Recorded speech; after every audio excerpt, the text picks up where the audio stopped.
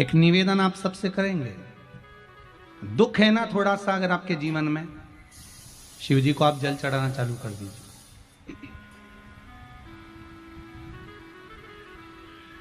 शंकर भगवान को आप जल चढ़ाना प्रारंभ कर दो। अगर दुख है ना जीवन में, शिव जी को जल चढ़ाना प्रारंभ कर दो।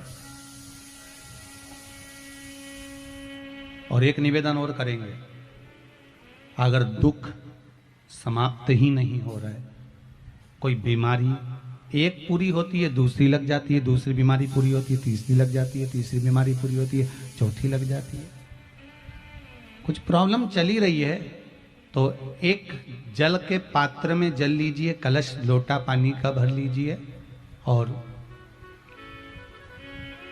उस पात्र में चावल के 2 दाने डाल लीजिए, अक्षत के 2 दाने डालिए। घर में से लेकर जाओ, थोड़ा सा जल बेलपत्री के वृक्ष के नीचे डाल दीजिए, थोड़ा सा जल पीपल के वृक्ष के नीचे डाल दीजिए और थोड़ा सा जल या तो आंवले का पेड़ मिल जाए या शमी का वृक्ष मिल जाए, शमी का वृक्ष मिले या आंवले का वृक्ष मिले, उसके नीचे डाल दीजिए। 3 जगह पर अगर कोई बीमारी ऐसी हो गई कि वो समाप्त नहीं हो रही, बड़ी बड़ी तकलीफ, मतलब एक बार दवाई अगर चालू हो गई तो दवाई बंद ही नहीं हो रही है, तो उसके लिए आपको 3 जगह पर जल चढ़ाना प्रारंभ कर दो। मात्र 1 हफ्ते से ज्यादा चढ़ाना भी नहीं पड़ेगा। जैसे 1 हफ्ते आप टेबलेट लेते हो, गोली लेते हो, 1 हफ्ते चढ़ाना प्रारंभ कर दो। सबसे पहले बेलपत्री के पेड़ के नीचे क्या करना है, जल का पात्र लेना है, उसमें 2 दाने चावल के डालना, 2 दाने अक्षत के डालिए। पहले बेलपत्री के पेड़ के नीचे जाओ, वहां जल चढ़ाओ, फिर जाइए पीपल के वृक्ष के नीचे, वहां जल चढ़ाइए, आखिरी में या तो शमी के नीचे या फिर आंवले के नीचे, इन दोनों में से कोई एक वृक्ष जिसके नीचे। पर 1 हफ्ते अगर आपने आंवले में चढ़ाया है तो आंवले में ही चढ़ाना, शमी में चढ़ाया है तो शमी में चढ़ाना है। ये बदल के मत चढ़ाना कि आज मैं शमी में चढ़ा देती हूँ कल आंवले में चढ़ा दूंगी, ऐसा नहीं। कितना सुंदर कहा है। जब जिंदगी बहुत संघर्ष में चल रही हो, बहुत दुख का जीवन चल रहा हो, बहुत कष्ट का जीवन चल रहा हो, बहुत कष्टमय जीवन चल रहा हो, तब शमी के 5 पत्ते, शमी के 5 पत्ते एक दुर्वा के साथ, एक अक्षत चावल का 1 दाना, वो भी हल्दी में भिंगोया हुआ हो या केसर में भिंगोया हुआ हो, शमी पत्र 5, 1 दुर्वा, 1 चावल का दाना, जो दिल से हृदय से बेलपत्री के वृक्ष के नीचे पार्थिव लिंग का निर्माण कर कर मट्टी का शिवलिंग बनाकर प्रदोष काल में, मतलब शाम के समय पर शिवलिंग बनाकर उस पे जल चढ़ाकर, जो ये 5 शमी का पत्र, 1 दुर्वा और 1 चावल का दाना, अपनी कामना कर कर, जो दुख चल रहा है बाबा से विनय कर कर 1-1 पत्ता जब समर्पित कर दे, फिर 1 दुर्वा समर्पित कर दे, फिर 1 चावल का दाना समर्पित कर दे और बाबा का वहीं पर पुनः विसर्जन कर दे, 3 महीना तो जाने दो, 15 दिन के अंदर वो दुख कटता जरूर है, चाहे कोई भी दुख, किसी भी तरह का दुख क्यों हो। 1 बेलपत्र के वृक्ष की परिक्रमा करने वाले को हजारों अश्वमेध यज्ञ का फल प्राप्त हो जाता है, हजारों अश्वमेध यज्ञ का फल प्राप्त हो जाता है। उसी तरह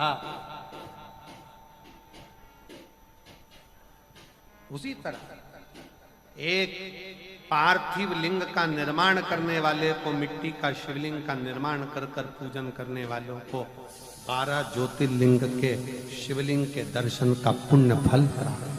बहुत ध्यान लगाकर सुनिएगा। 1 बेलपत्री और उस बेलपत्री में 1 चंदन की बिंदी और 1 अक्षत का दाना मात्र रखकर भी अगर शिवालय पर चढ़ा दी जाती है,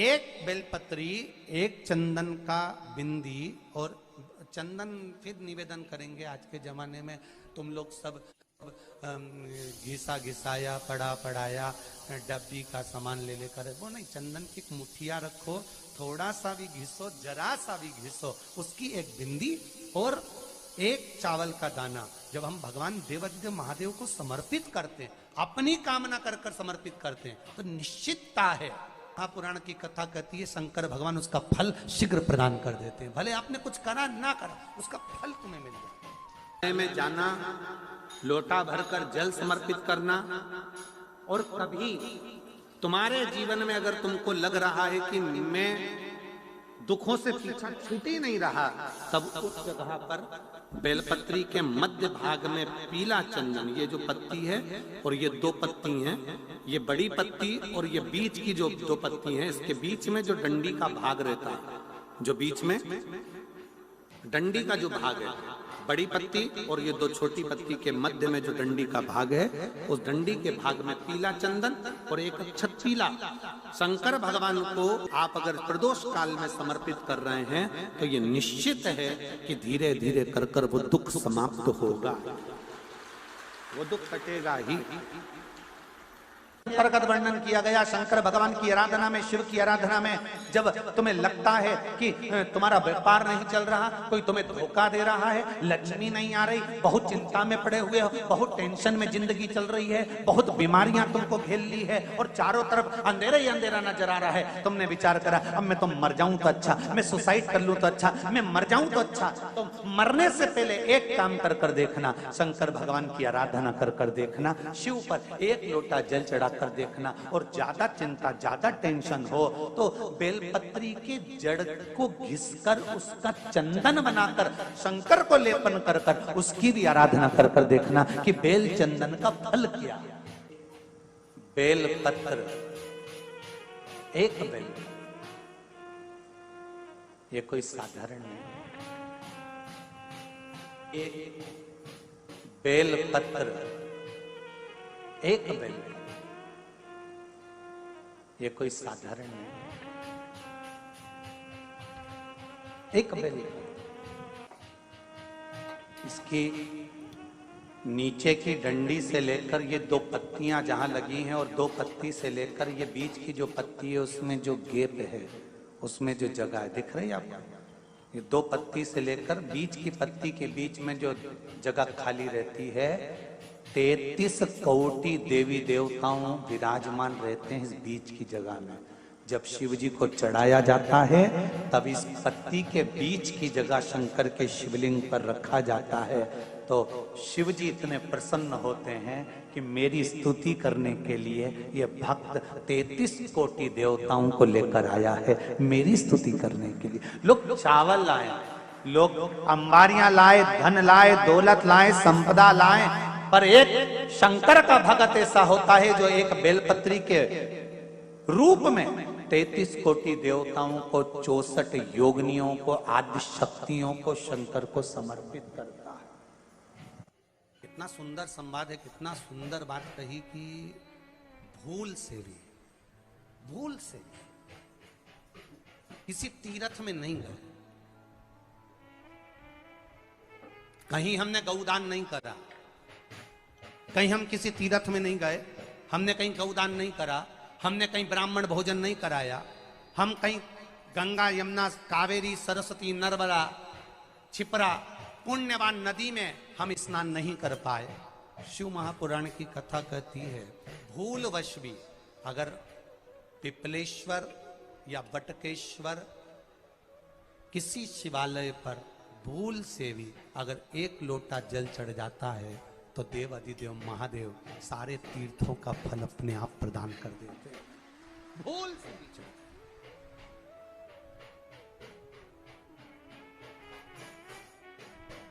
एकांतेश्वर महादेव किसी तीर्थ में नहीं गए, कहीं हमने गौदान नहीं करा, कहीं हम किसी तीर्थ में नहीं गए, हमने कहीं गौदान नहीं करा, हमने कहीं ब्राह्मण भोजन नहीं कराया, हम कहीं गंगा यमुना कावेरी सरस्वती नर्मदा छिपरा पुण्यवान नदी में हम स्नान नहीं कर पाए। शिव महापुराण की कथा कहती है भूलवश भी अगर पिपलेश्वर या बटकेश्वर किसी शिवालय पर भूल से भी अगर एक लोटा जल चढ़ जाता है तो देव अधिदेव महादेव सारे तीर्थों का फल अपने आप प्रदान कर देते हैं। भूल से भी चढ़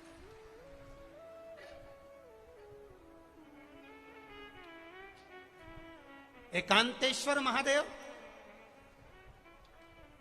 जो कि एकांत में बैठा हुआ है, एकांतेश्वर महादेव अकेला बैठा है अलमस्त होकर। आप जा रहे हो गाड़ी लेकर, आप 4 व्हीलर गाड़ी में जा रहे हो, ट्रैक्टर में जा रहे हो, ट्राली में बैठकर जा रहे हो, क्रूजर में बैठकर जा रहे हो, 2 व्हीलर गाड़ी में बैठकर जा रहे हो और एकांतेश्वर महादेव का मंदिर दिख गया। कोई एकांत में, भले उसका नाम नहीं मालूम तुमको कि कौन सा महादेव, पर अकेला बैठा है जंगल में, वृक्ष की छांव में, एक ओटले पर, कोई दीवार नहीं, कोई जाली नहीं, कोई गेट नहीं, कुछ भी नहीं।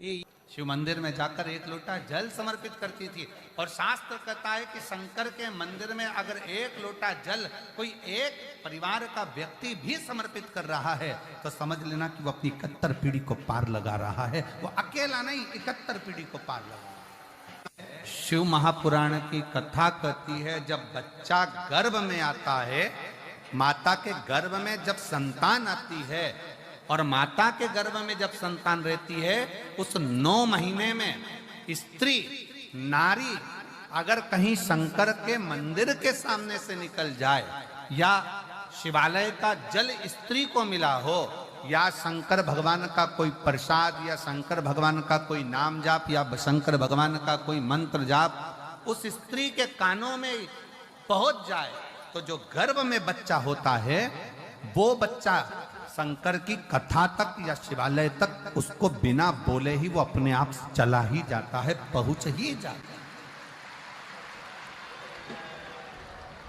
उस गर्भ में रहने वाले बच्चे को भगवान शंकर के मंदिर के सामने से भी कोई गर्भवती स्त्री निकल कर चली जाती है तो उसका भी फल उसको प्राप्त हो जाता है,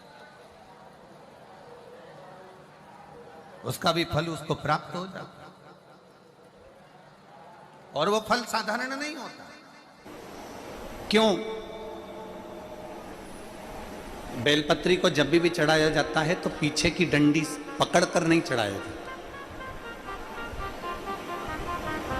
बेलपत्री को चढ़ाने के लिए मध्य भाग को, जैसे यह बेलपत्र होता है तो इसका मध्य की जो डंडी होती है, मध्य भाग होता है बेलपत्री का, तब मध्य भाग को पकड़कर हम भगवान शंकर को बेलपत्र समर्पित करते हैं। कोई भी बेलपत्र ऐसे नहीं चढ़ाता कि डंडी पकड़ के चढ़ा दिया, फिर पीछे की डंडी पकड़ के चढ़ा दिया, फिर पीछे की डंडी पकड़ के चढ़ा दिया, फिर डंडी पकड़ा, फिर चढ़ा दिया ना।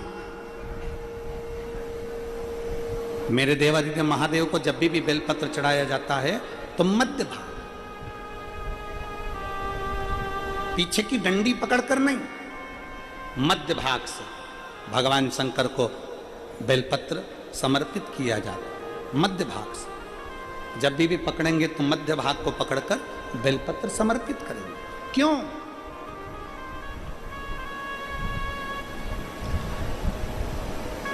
क्योंकि हमने भगवान शिव को मध्य भाग पकड़कर इसलिए समर्पित करा कि ये केवल बेलपत्र का मध्य भाग नहीं है मेरे शंभू, मेरे हृदय के मध्य भाग को मैं आपके चरणों में समर्पित कर रही हूं। मेरा दिल, मेरा हृदय, मेरा चित्त मैं आपको दे रही हूं। मध्य भाग एक विश्वास के साथ दे रही हूं। इतनी सुंदर बात नंदी ने कही है। नंदी ने ये बात जो कही वो वास्तव में बड़ी सुंदर है कि मान लो यदि कोई कार्य तुम्हारा हो नहीं रहा और पूरी दुनिया में तुमने कर कर देख लिया, बहुत प्रयास कर कर देख लिया, तो भी वो कार्य अगर तुम्हारा नहीं होता तो फिर एक काम करो कि शिव की स्तुति करो, शंकर की स्तुति, शंकर का गुणगान, शंकर की भक्ति, शंकर का स्मरण।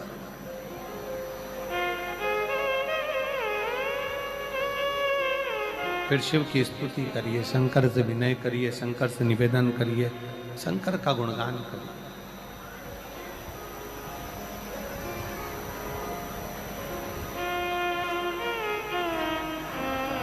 पर भगवान की भक्ति होती कब? जितने आस्था चैनल पर कथा सुन रहे हैं, जितने फेसबुक यूट्यूब पर कथा सुन रहे हैं, जितने पंडाल में बैठकर शिव भक्त कथा को रसपान कर रहे हैं, उनसे निवेदन करूंगा कि शंकर की भक्ति होती कब है? शंकर का स्मरण कब होता है? शंकर की भक्ति कब होती है? शंकर की कथा सुनने में मन कब लग सकता है? जब अपने भीतर की अभिमत्ता, अपने भीतर का अहम, अपने भीतर का अहंकार, अपने भीतर की आसक्ति, अपने भीतर का काम, अपने भीतर की तृष्णा जब दूर हो जाए तो समझो कि आप शिव में मन लगा बैठे।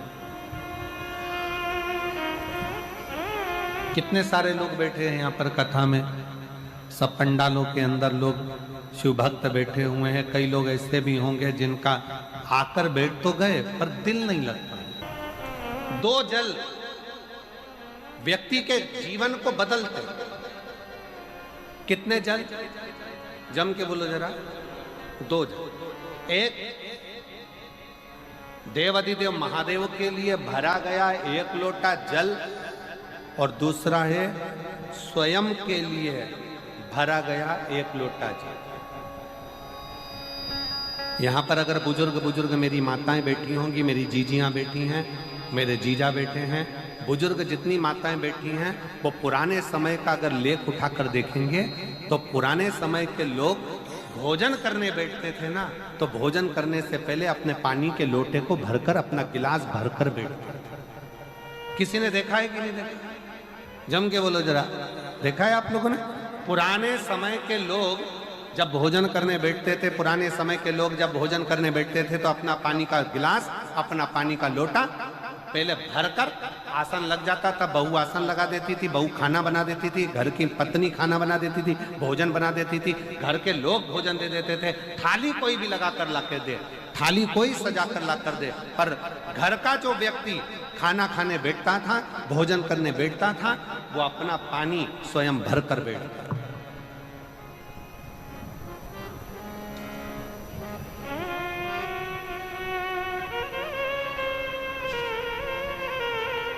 अब आज के जमाने में दुनिया के लोग कहते हैं मैं दुकान चला रहा हूं, दुनिया के लोग कहते हैं मैं घर चला रहा हूं, दुनिया के लोग कहते हैं मैं ये कर रहा हूं। तुम अपना खुद का पानी भरकर तो बैठ नहीं रहे और कह रहे हो कि घर चला रहा हूं।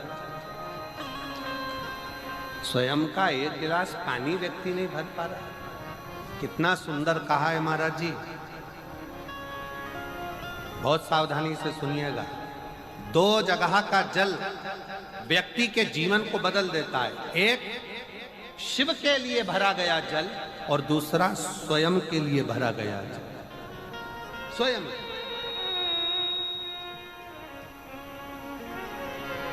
शंकर के मंदिर में जा रहे हो, एक लोटा जल अपने घर से भरकर लेकर चले जाओ और अपने घर में जब तुम भोजन करने बैठ रहे हो, जब तुम रोटी खाने बैठ रहे हो, भोजन करने बैठ रहे हो, भोजन ग्रहण करने बैठ रहे हो, जब तुम भोजन को ग्रहण करने के लिए बैठ रहे हो, तब अपने घर में जब तुम भोजन ग्रहण करने बैठ रहे हो तो एक लोटा जल या एक गिलास पानी भर कर बैठो।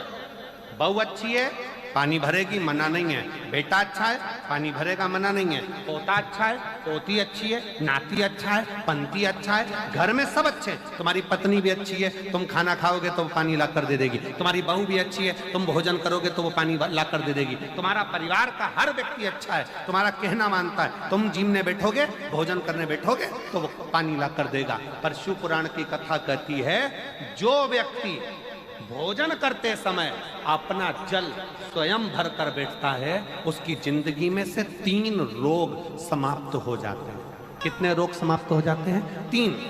पहला, अपना जल स्वयं भर कर बैठने वाले के घुटने का कभी भी डॉक्टर उसके घुटने बदलने का बोलेगा ही नहीं, घुटना बदल ही नहीं सकता।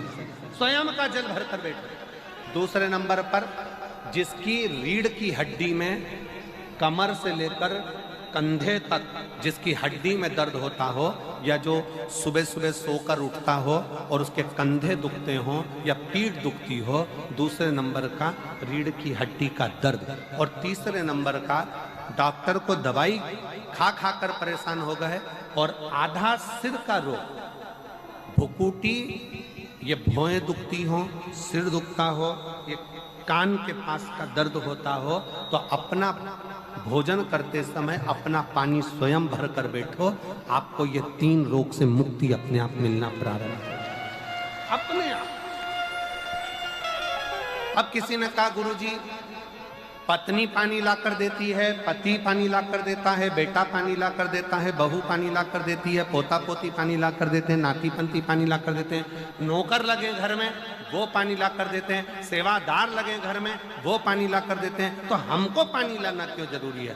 तो अग्नि पुराण में वर्णन आता है कि जो घर में पानी जिस मटके में भरते हो, जिस हंडे में भरते हो, जिस बाल्टी में भरते हो, जिस टंकी में पानी भरते हो, पीने का पानी जिस हंडे में, मटके में, बल्टोई में, जिस गगरे में तुम भरते हो, वो स्थान पितरों का स्थान रहता है। जब हम पानी भरकर भोजन करने बैठते हैं तो हमारे पितर भी उस स्थान पर आकर निश्चित जगह पर बैठते हैं, और जब हम भोजन ग्रहण करते हैं तो हमारे पितरों के भाव का आशीर्वाद हमारे ऊपर पड़ जाता है, जिससे हमारे 3 दर्द समाप्त हो। स्वयं भरो,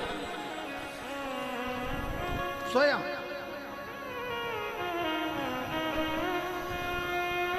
अब आज का जमाना इतना विचित्र है कि नौकर चाकर, परिवार, घर इतना बड़ा हो गया।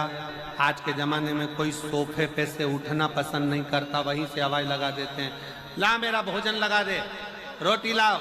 रोटी आई तो मालूम पड़ा पानी ला कर रखा बहू ने। वो बहू ला देगी, बहुत अच्छी है, बहू बेकार नहीं है, बहुत अच्छी है, बेटी बहुत अच्छी है, ला देगी पानी, भोजन भी लाएगी, पानी भी लाएगी, सब कुछ लाएगी।